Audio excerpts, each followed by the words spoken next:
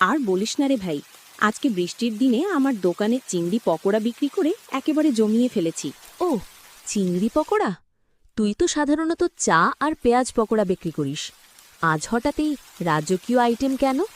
আজ সকালেই মাছ বাজারে গেছিলাম, দেখি টাটকা চিংড়ি খুব সস্তায় পাচ্ছে। হঠাৎ মাথায় চিন্তা এলো, বৃষ্টির দিনে সবাই পেঁয়াজ পকোড়া খায়, আমি একটু ব্যতিক্রম। বাহ, আইডিয়াটা তো একদম বম্বে, কিন্তু বানালির কেমন?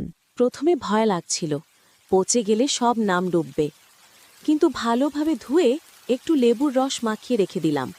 তারপর বেসন, কাঁচামরিচ, রসুন বাটা, ধনেপাতা মিশিয়ে ব্যাটার তৈরি করলাম। আর তারপর গরম তেলে ভাজা শুরু করলাম। ভাই, দোকান থেকে এমন একটা সুগন্ধ বেরোচ্ছিল, পাশ দিয়ে যাওয়া মানুষ থেমে যাচ্ছিল। হা হা, বুঝতে পারছে। কেউ কি বলল, দিদি এটা কি ভাবছেন? আর বলিস না, এক ভদ্রলোক তো এসে বলল, এতদিন কোথায় ছিলেন আপনি? আমি বললাম, চিংড়ি নিয়ে ভাবনায় ছিলাম।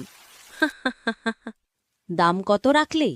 3টা চিংড়ি পকোড়া 30 টাকা, চায়ের সাথে কম করলে 40।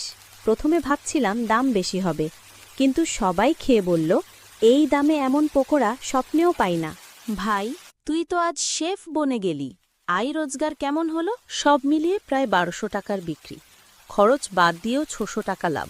আর সবচেয়ে বড় কথা, দোকানের নাম চারপাশে ছড়িয়ে গেছে, সাজেদের স্পেশাল চিংড়ি পকোড়া।